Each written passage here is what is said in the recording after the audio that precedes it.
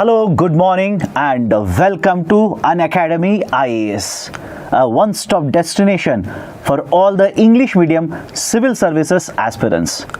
Welcome to the Hindu News Analysis dated 27th July 2024. 23rd July 2024. Now, just make a correction, 22nd July 2024. Now, before I start the discussion, these are the list of the articles that I'll be discussing today. First article, very important, that has appeared in multiple newspapers in the form of headlines, including Hindu. Bangladesh job quota scaled back by Supreme Court. What is the issue all about? What is the spillover effect of all of this on India? Let's have a look at it. And while discussing this article, I'll take up two articles which have appeared in Hindu newspaper, again in international edition. One in the headlines, that is in the first page. Second, a very big article, text and context. And the third article from Indian Express, editorial page of Indian Express. So that is the first very important article. Second, focus on female employment to counter unemployment, editorial in Hindu newspaper. Third, Nipah virus, there is a case or the rising incidence of Nipah virus disease in Kerala. In addition to this, fourth article, Kerala state has become the first state in India to announce a standard operating procedure for PAM, right, again a disease. Fifth article, Supreme Court judgment on bail. Couple of days ago, there was one more article regarding Supreme Court of India's order regarding the bail application itself. And today's newspaper, there is one more article. Let's have a look at it. Sixth article, India's garment export woes are self-inflicted. And the final seventh article, the World Heritage Committee 46th session is being conducted. So these are the 7 articles. Again, although on the page it might look only 7 articles regarding Bangladesh issue, I've added 2 more articles. So in a nutshell, total 9 articles we'll be discussing today. But before I take up the discussion, here is a very important announcement. If you are preparing for the next year's civil services examination, we are about to launch a 15 months UPSC subscription course. This is for the English medium aspirants. The pricing has been cut down, has been reduced to the lowest of 23,999. Yes, 23,999 rupees for a 15 months course. In this course, you can avail the classes either for English as well as Hindi batch. 1:1 mentorship service will be provided to you. To read books will be provided to you. We will also have the test series for the prelims as well as the mains examination. All of these basically at a price of 23,999. If you are interested, the link is given in the description. Do check it out. Now, let me start the discussion. As already mentioned, I have taken 3 articles here. First one from the text and context page of Hindu. Second from the front page. And the third from Indian Express, editorial of Indian Express. What is the discussion all about? Listen to me very carefully. Very recently, a high court in Bangladesh struck down one of the orders of the government there. And the order of the government was basically to cancel the job quotas, to cancel reservation or the job quotas of around 30% for the children as well as the grandchildren of freedom fighters. And after the judgment was issued by the High Court, there was a large spread or large scale opposition to this announcement. The reason being, in Bangladesh, the overall quotas for the government jobs, the overall quota spans to around 56%. That is, essentially it will start from 30% for the children as well as the grandchildren of freedom fighters, 10% for backward districts, 10% for women, 5% for tribal population, 1% for physically disabled population. So put together, there is a 56% reservation or 56% quota in the government jobs. And the history of this goes back to the years 1970 when Bangladesh attained independence, and Mr. Mujibur, who was the key figure, who is the father of Bangladesh, who played a very important role in Bangladesh getting independence, announced the concept of reservation or the quota of 30% for the freedom fighters. Over a period of time, in addition to the 30%, more and more percentage got added to the reservation, and overall it went up to 56%. Now what is the concern? The concern is that over a period of time, the reservation, many of the times, they have not been able to fulfill with the right number of candidates. The seats that have been allocated have not been given to the right candidates. In many of the cases, the opposition party has stated that the ruling party has abused or misused the reservation or the quota seats where their members or the party members have availed these particular seats even though these are not applicable.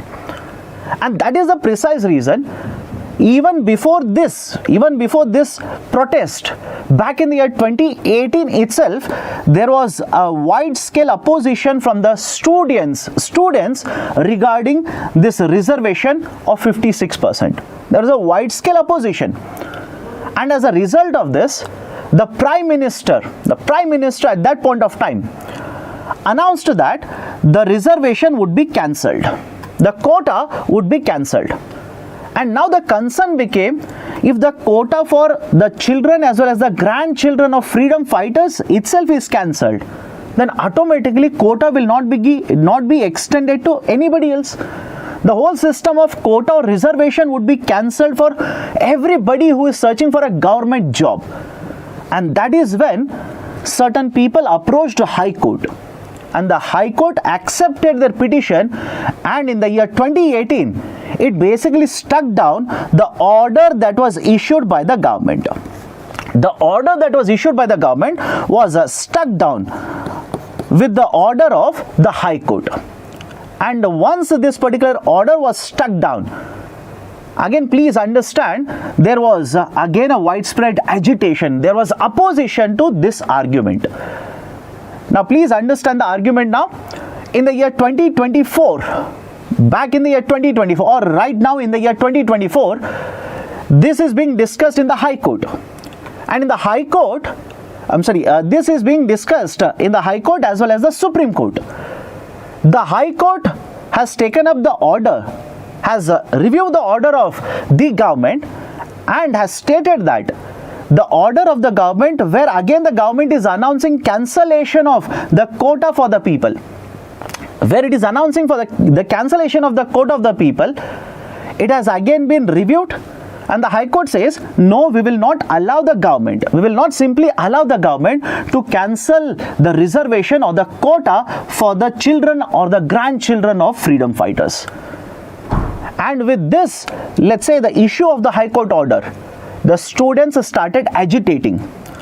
Within a week of time, this agitation spread to multiple districts of the Bangladesh. Out of more than 60 districts, in more than 40 districts, there was a widespread agitation. There was a bloodshed. Many of the people died in this particular agitation. And the army had to be called in to basically control the peace in Bangladesh.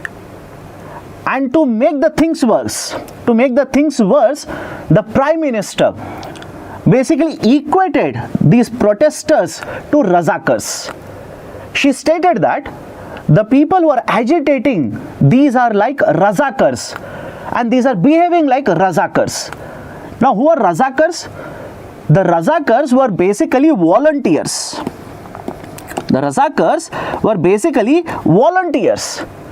And these people who are volunteers were basically identified by a Pakistani general, Mr. Tikka Khan, back in the year 1971, when they wanted to hold the control over the Bangladesh and wanted to basically quell the demand for independence. At this particular point of time, it is stated that the Razakars, who are the volunteers, worked with Pakistani military, Pakistani army, and have committed a lot of violence against women. And that is one of the black chapters in the history or the struggle for the independence for Bangladesh.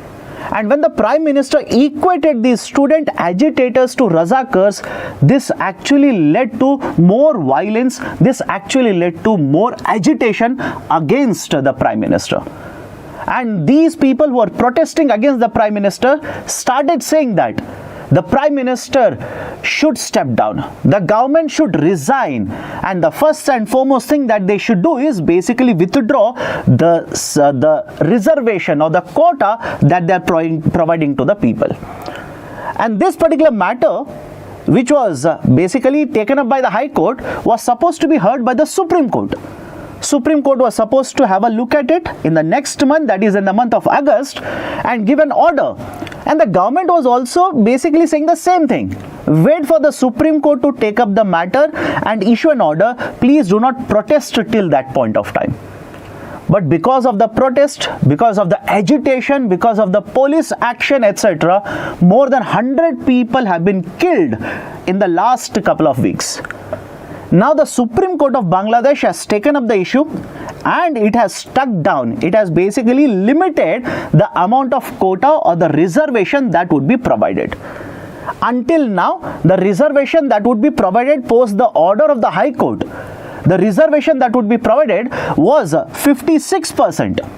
56%. Now this has been reduced to merely 7%. It has been reduced to 7%.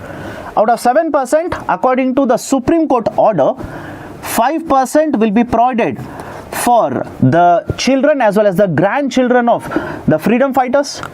1% each will be provided for transgenders, tribal population, etc. So totally 5% plus 1 plus and 1% total reservation or the quota has been brought down to 7%, which also means 93% of the government jobs, 93% of the government jobs will now be available on merit basis. Despite this announcement, many of the student protesters have stated that they will not back down. They want complete removal of this concept of a reservation or quota from government jobs in Bangladesh. And to be very clear here, please remember this. This concept of quota or reservation is enshrined. It is provided within the Constitution of Bangladesh. For example, in Article 29, Section 1, it provides for equal opportunity for jobs. It provides for equal opportunity for jobs. At the same point of time, there is also Article 29, Section 3, subsection A, which provides for basically the government providing quotas or reservations for certain backward population. Now, is this kind of a facility available in case of Indian Constitution? Do we have a provision which provides for this kind of a positive discrimination? What is the number? What is that article number which provides for all of this in Indian Constitution? If you know the answer, do let me know in the comment section. So this is in a nutshell what has actually happened in Bangladesh in the last couple of weeks, which has led to large-scale violence, the army interference, and the Supreme Court order regarding the reservation or the job quota in Bangladesh. Now this is the discussion. Please be very careful. Now before I go forward to the next article, certain very important announcement. Today, economic survey will be published by Government of India.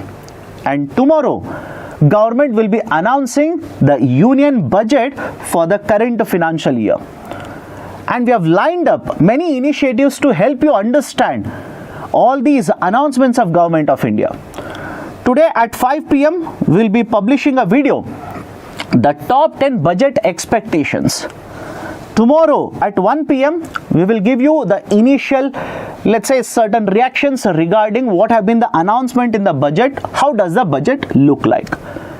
And tomorrow at 8 p.m. there will be a detailed discussion regarding the Union Budget 2024, right? The announcements are done by the government. So stay tuned. If you are yet to subscribe to our YouTube channel, kindly do it now. And in the course of next couple of days, lot of information will be provided to you regarding all of these initiatives, or let's say the announcements are done by the government.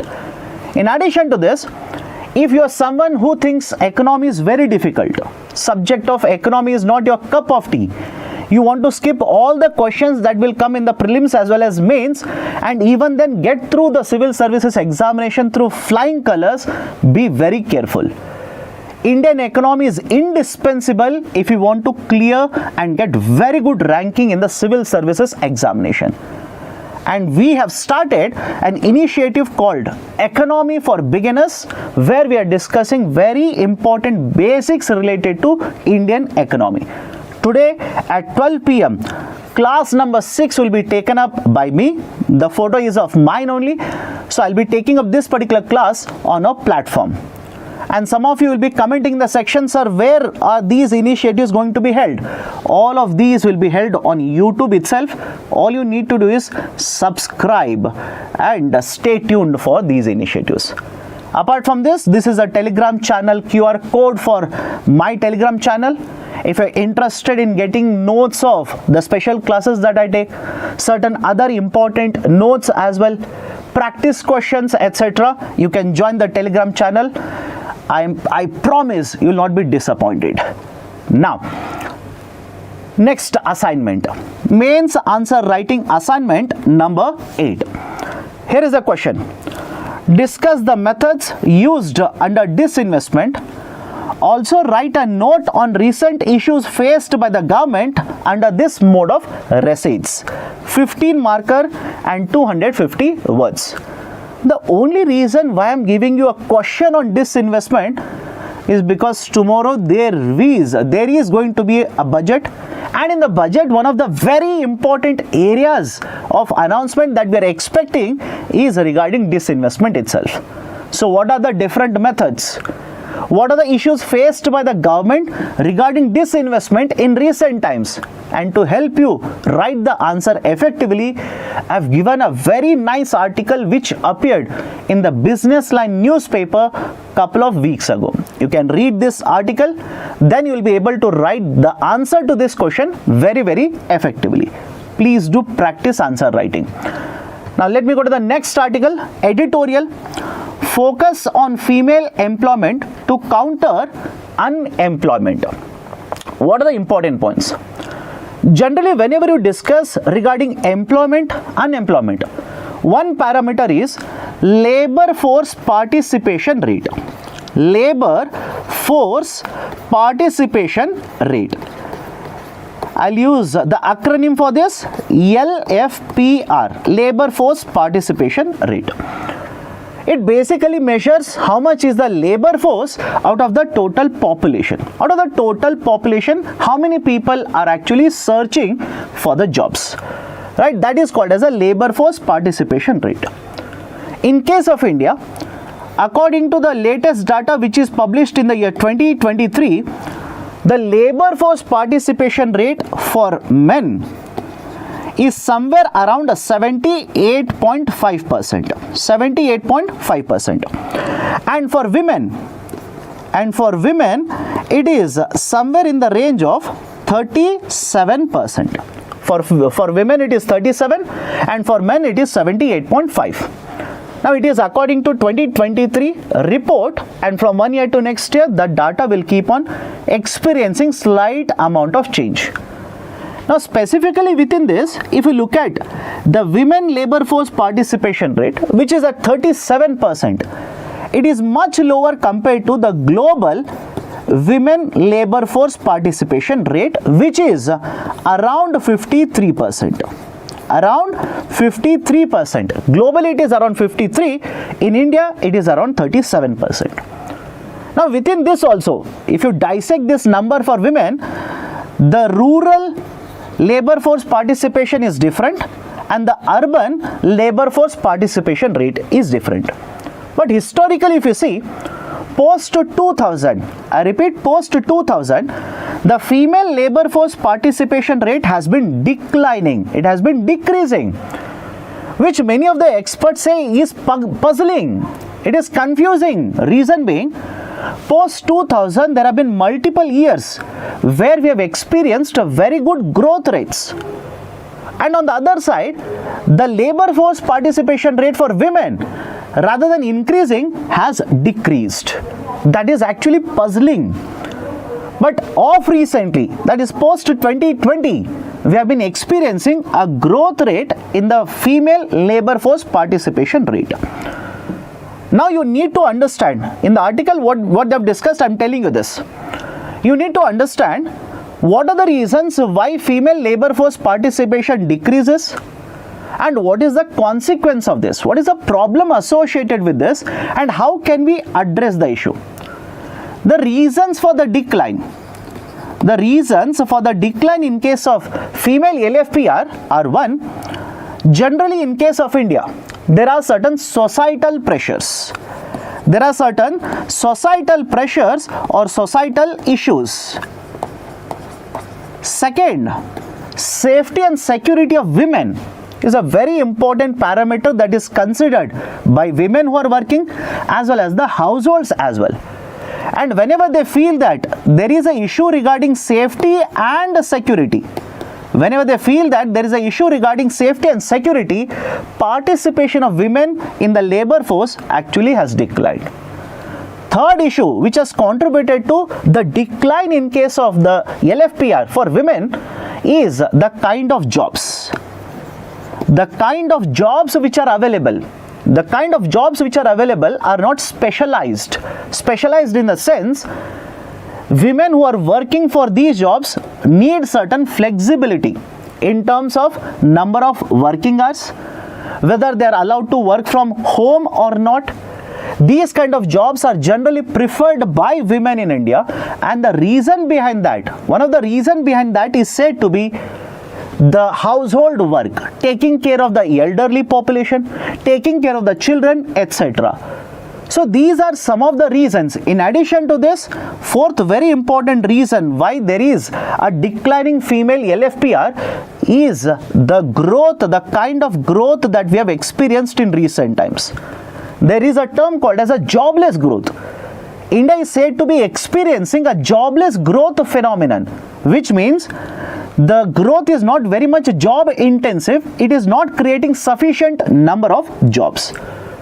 So the factors, you can look at these factors. You will see some of the factors are supply side, some of the factors are demand side, as a result of which the female LFPR has decreased.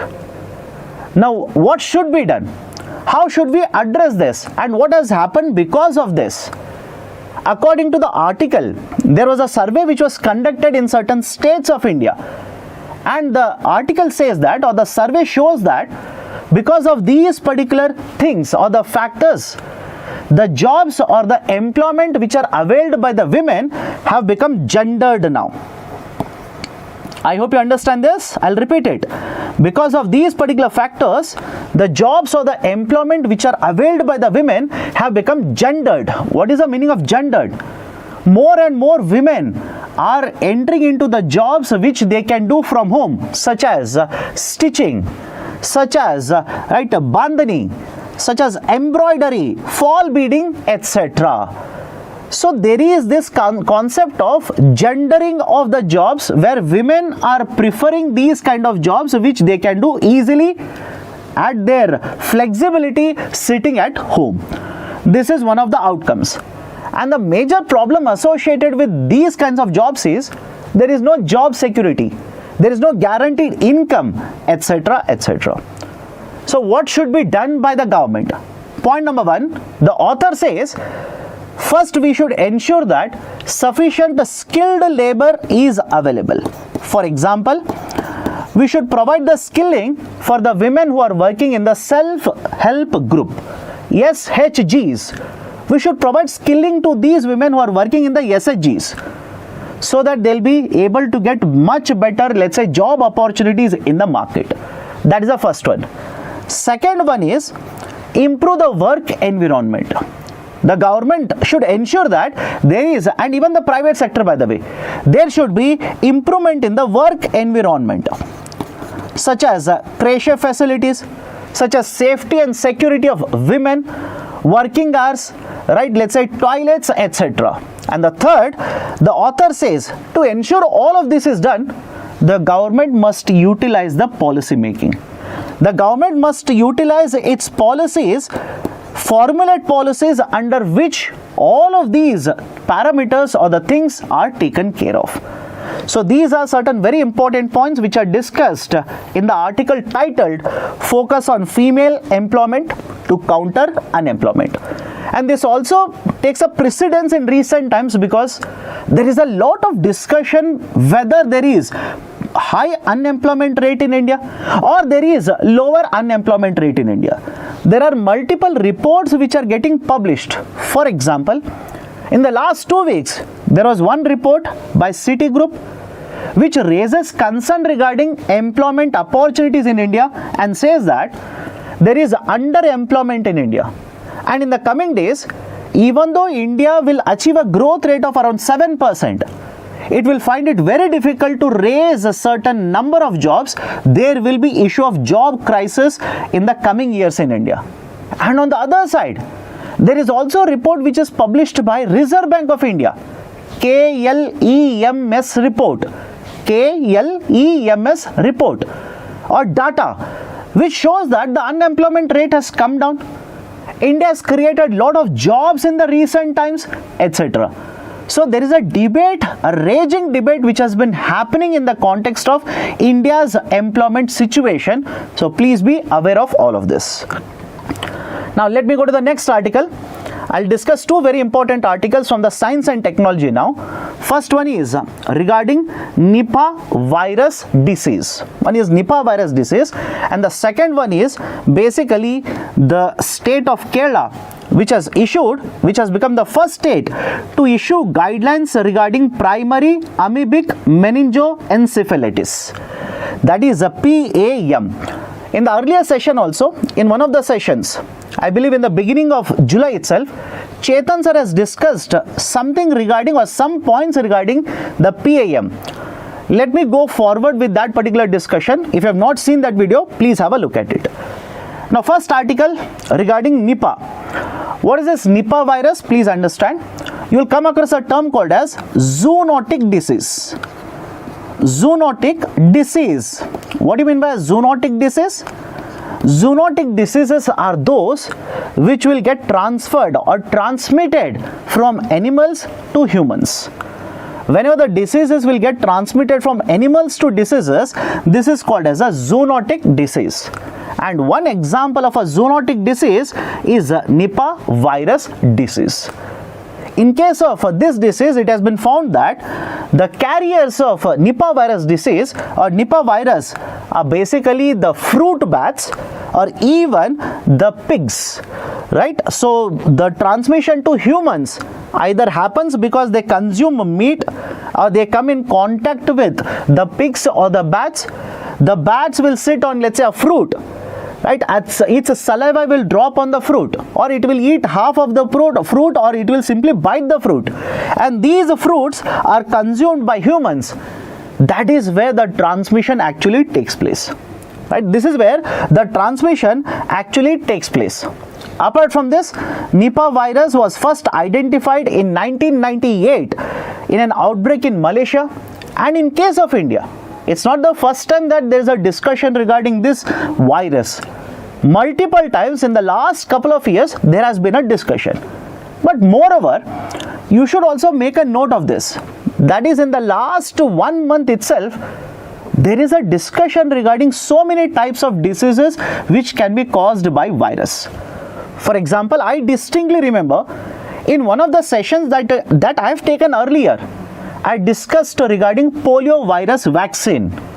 That was there in the newspaper. I discussed regarding dengue, right? I discussed regarding many other types of, let's say, vaccines as well as viruses which are there in the current affairs. So because all of these are there in the current affairs, be very careful. Questions can be asked on these areas or these concepts in the upcoming examination, either in the mains or in the prelims. So apart from this, certain information is provided regarding Nipah. That is, how do you basically take care, how do you ensure that there is no widespread Nipah virus, or let's say it will not spread very widely. It says just like we conducted ourselves during, let's say, the pandemic, right? Let's say cleaning all the fruits when you eat it, very well cooking the meat before you consume it, right? Or wearing the protection, social distancing, etc. All these can be taken as a precautionary measure to basically prevent ourselves from being infected from Nipah virus. So this is one small article regarding Nipah. Second article, I'll come to the assignment, don't worry. Second article is regarding primary amoebic meningoencephalitis, PAM. Please understand, there is a kind of a amoeba. Now many of you will be confused, sir, what is amoeba? Those who are from science background, very easy for them. Those who are not and are yet to study SNT, they'll find the term amoeba itself as a confusing term. Amoebas are basically a unicellular organisms. Unicellular, that is one single cell. Unlike, let's say, human body, we are made up of multiple cells, billions of cells. Amoeba is only one cell. So amoeba will basically ensure, or this amoeba, one of the strains of amoeba, the name of this amoeba is Naegleria floweri. Please memorize this, Naegleria floweri. This strain of amoeba, when it will enter into, let's say, the human body, I'll tell you how it will enter. When it will enter into the human body, will cause basically a disease, or it will lead to the primary amoebic meningoencephalitis. This is also referred to as a brain-eating amoeba. Earlier also this was there in the newspaper, but why it is mentioned today in either Delhi edition or even the international edition? It is mentioned because the state of Kerala has become the first state in India to come out with a standard operating procedure. That is, how do you test for it? What kind of treatment you will provide? What kind of diagnostics you will provide, etc., etc. The SOPs have been provided by the state of Kerala. This is the first instance in it, in India. Now, why this is so important? Please understand, the PAM is very fatal. It is very fatal. In large number of cases, when people will be infected by this virus, in large number of cases, inevitably they die. That's the reason it's very, very fatal. And how does this happen? Basically, this amoeba is present in warm fresh water bodies. Warm fresh water bodies, please memorize this, such as lakes, such as ponds. And when people keep on jumping, for example, if you are swimming in a pool and somebody dives into a pool, lot of water will splash, and some of the water will also enter into your nose, that is nasal area. And that's the reason, understand the argument here, many experts say that annually, on a regular basis, we come in contact with this virus.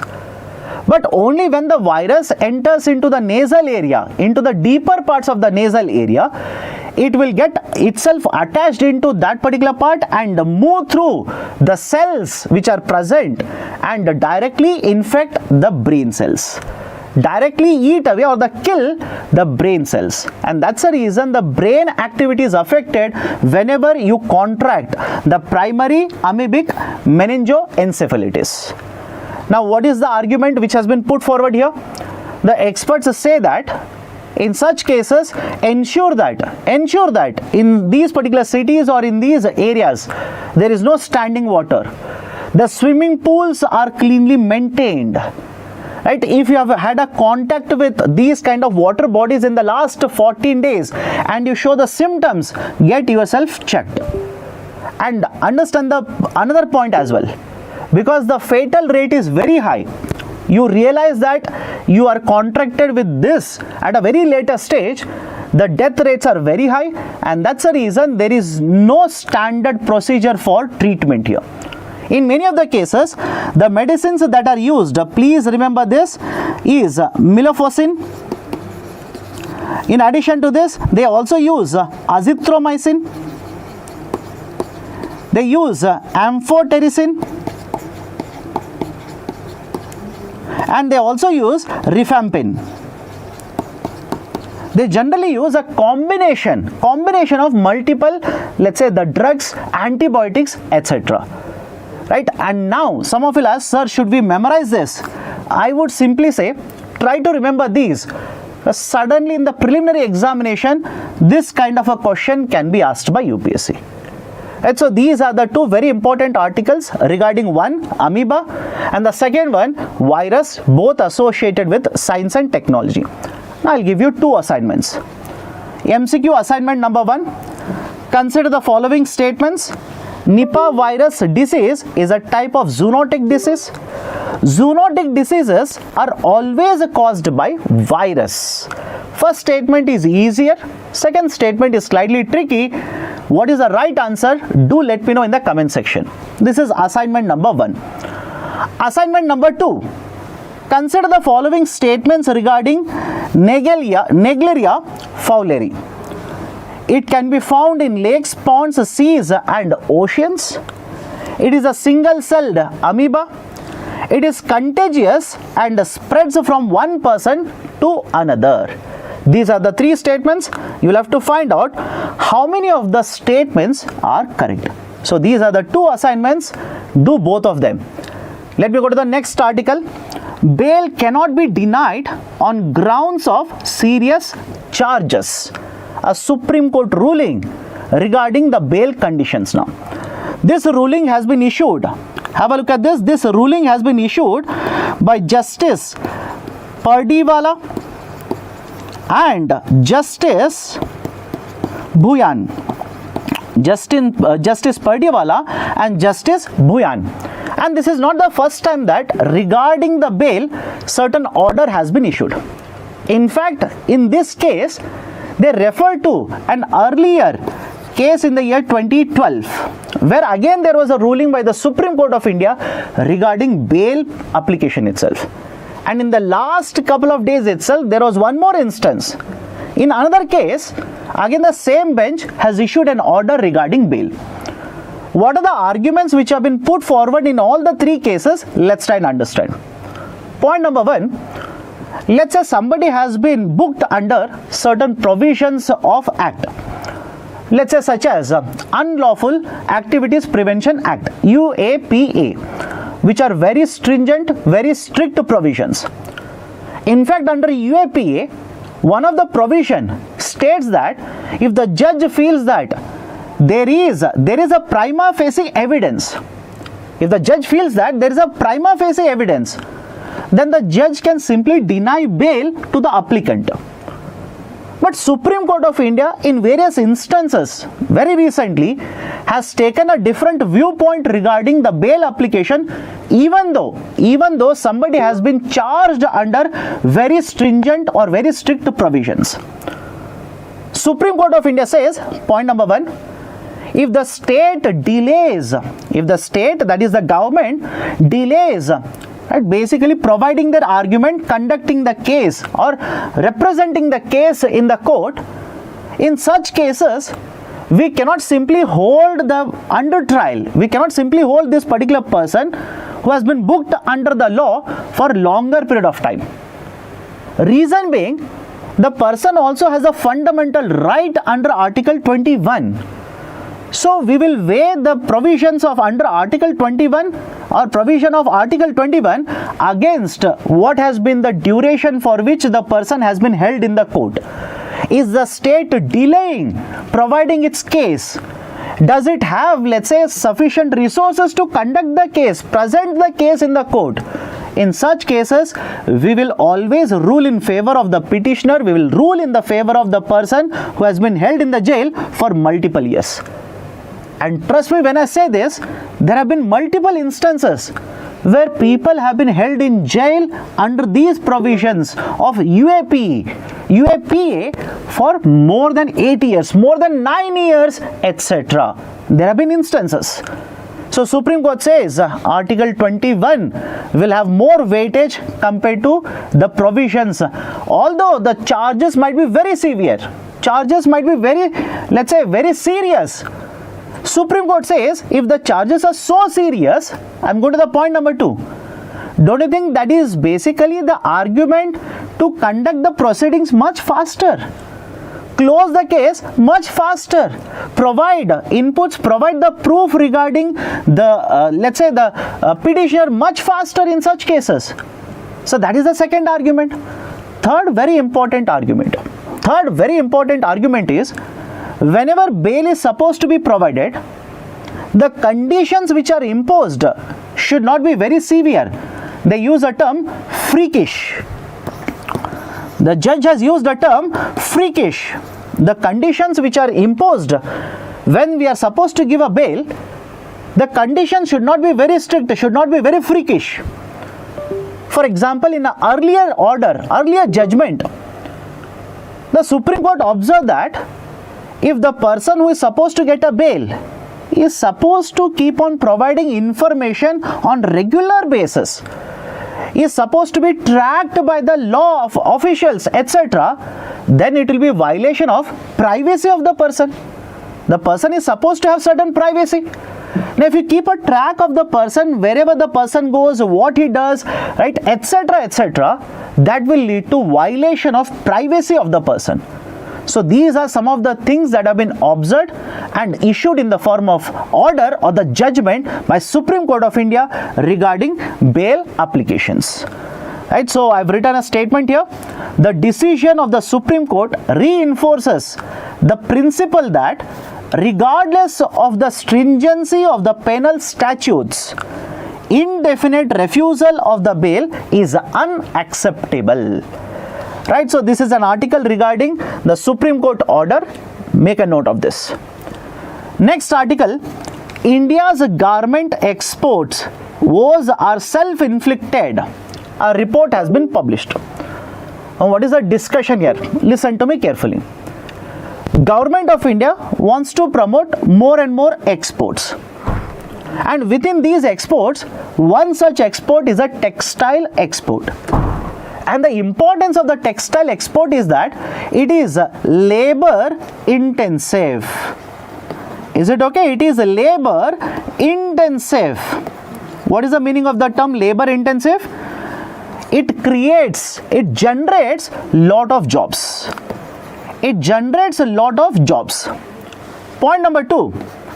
If you see the data of, let's say, textile exports, what has happened to the textile exports from India compared with other competitors?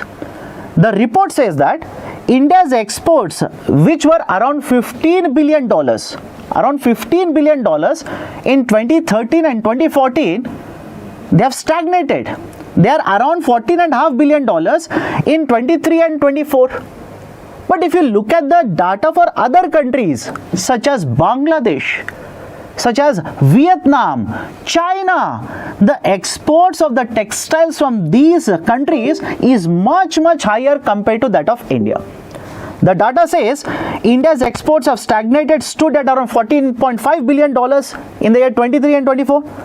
Look at, in case of Vietnam, for the same duration, 13-14 to 23 and 24, the exports have increased by more than 80%. And they have reached to $33 billion now. In Bangladesh, exports have increased by 70% and they have reached $43.8 billion. And in case of China, the exports are more than $100 billion. So now the question arises, why is it that India's exports in the textile sector are not improving according to our expectations, but other countries' exports are very high? It's not that Government of India has not taken any initiative to promote textile exports. In fact, back in the year 2021, government announced an initiative PLI, Production Linked Incentive. PLI stands for Production Linked Incentive for textile sector. But the amount that was announced and for what it was provided, for what kind of textile products it was provided, there were limitations. The PLI of 10,680 plus crores, 10,680 plus crores was announced for man-made fibers and technical fibers, MMF and TF. So these were the kind of textile products which were covered under PLI. But many experts argued that we should go beyond this. We should cover many other types of textile as well under the PLI. For example, there is a rising demand that we should include cotton as well, cotton textiles under PLI, which is not yet done by the government. And not only this, in fact, after the announcement, once you look at the conditions which were imposed, the investment conditions, the turnover conditions were very strict. And that is the precise reason, despite reopening the application window, I repeat, despite reopening in the sense, once the applications were called, government was not satisfied looking at the number of applications, again the window for applications was reopened. The number of applicants is very low, dismal. That's the reason various experts are saying India's textile products, textile exports are not competitive enough. Point number one. Point number two, you require raw materials. Correct? You require raw materials.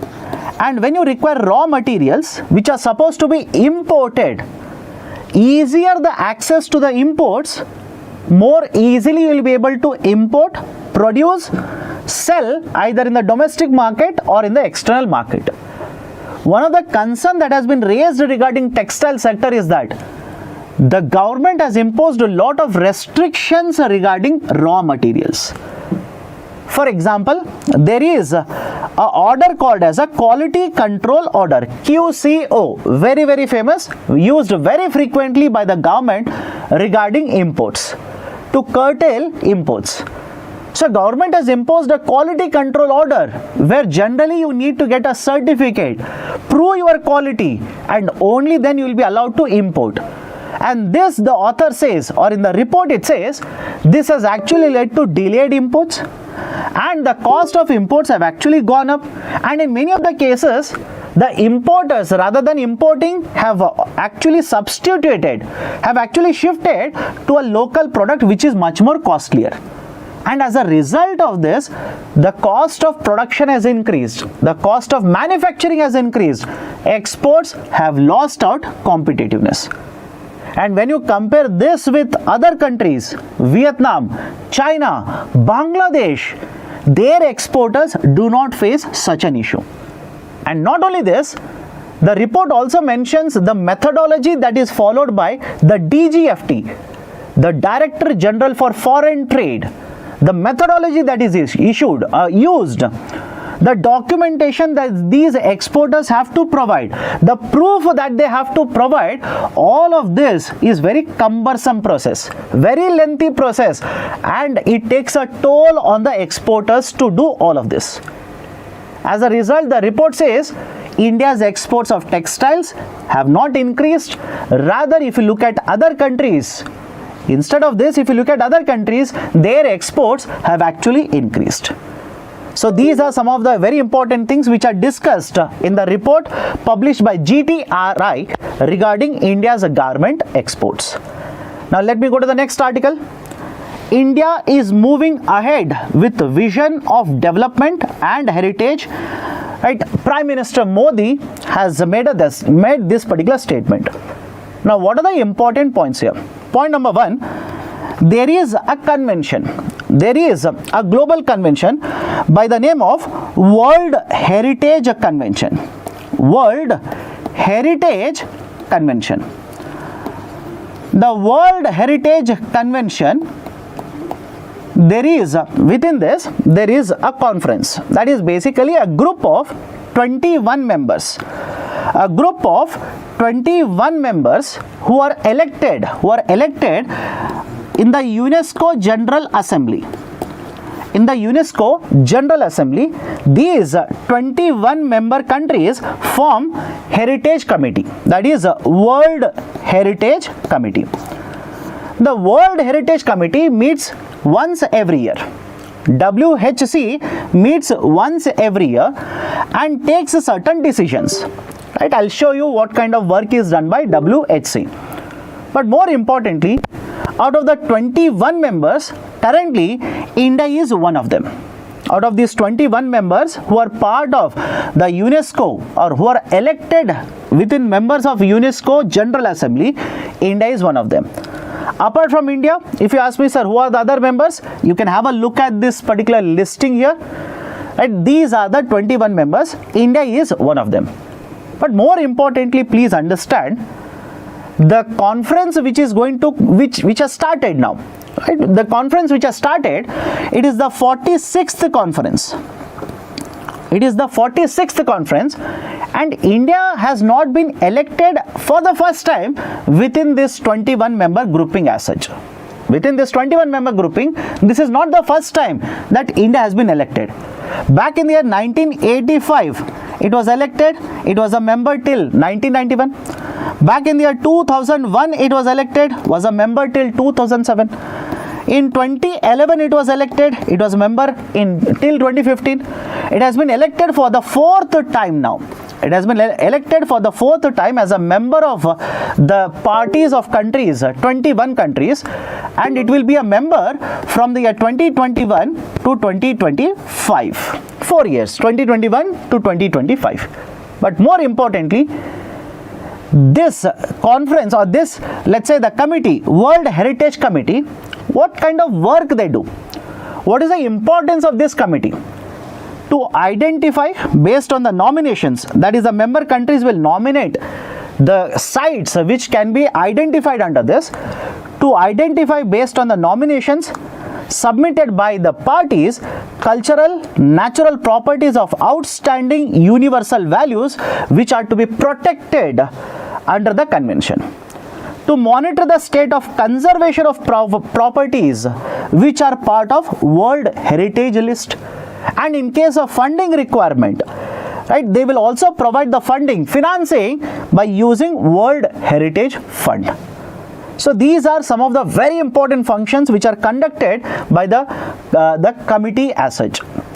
But more importantly, please remember this, in India or from India, so far 42 World Heritage sites are there in the list. From India, 42 World Heritage sites are listed. Now 43rd is included, and this is the first one from the northeastern state as such. Please remember this. This is the first one from the northeastern state. And the name of this, right, is basically the 43rd is basically the, just a second, it is mentioned here. 43rd is from the first one from the northeastern state, Maidam. Right, Maidam or Maidam. And what is this Maidam? I'll show you a picture here. Maidam is a mound. It is basically a burial site. Maidam is a mound, and remember this, Maidam is known, right, because of the Ahom dynasty. Because of Ahom dynasty. Ahom dynasty comes from Assam, and it is basically a burial system. The kings and the queens from the Ahom dynasty have been buried here, and this is basically called as Maidam or Moidam. Right, so this will be the 43rd to be included in the list, and the first one from the northeastern part of India. Now why this kind of articles are important? If you look at the prelims examination which was conducted very recently, there was one question regarding airports in India. I hope you have seen that. There was one question regarding airports in India. The reason why this particular question was asked, because of the airport that was inaugurated by the Prime Minister last year in the northeastern part, and that's a reason even this kind of a article, or let's say the concept of a Maidom, Ahom dynasty, the burial mounds, etc., again are very fertile grounds of UPSC questions as such. So be very careful, be aware of these kinds of UNESCO World Heritage Sites. Done. So these are the various questions as well as the articles that I wanted to discuss with you people from today's edition, international edition of the Hindu newspaper. If you like this initiative, hit the like button and do not forget to subscribe to our YouTube channel. We want to make this channel as a one-stop destination for all of your current affairs requirements. And as already mentioned, today at 12 p.m. we will have the 6th class of Economy for Beginners. In addition to that, we have lined up a lot of initiatives to explain to you, to make you understand what are the announcements in the budget, what are the expectations from the upcoming budget, as well as the economic survey. So stay tuned to this YouTube channel and do watch the videos and recommend to your friends regarding the videos that we keep on uploading on our YouTube channel. Thank you. Have a great day. See you again next time when I take up the Hindu analysis. NCERT books are unavoidable to crack the IAS exam. Not only is the content of these books authentic, but these books also help a civil services aspirant to build conceptual clarity. And most importantly, lots of questions in the civil services examination are directly asked from NCERT books. But the aspirants often find it difficult to cover these books, or worse, they even end up ignoring these books. We at Unacademy IAS English are going to make the reading and understanding of the NCERT books easier. We present NCERT Fundamentals course, a free initiative of Unacademy IAS English. What are the highlights of this program? Comprehensive coverage of the most relevant NCERT books for the civil services exam. Prelims and mains practice questions in each session to test your understanding of the fundamental concepts. This course begins from 12th of July every day at 6 p.m. right here on our YouTube channel. Subscribe to the channel now.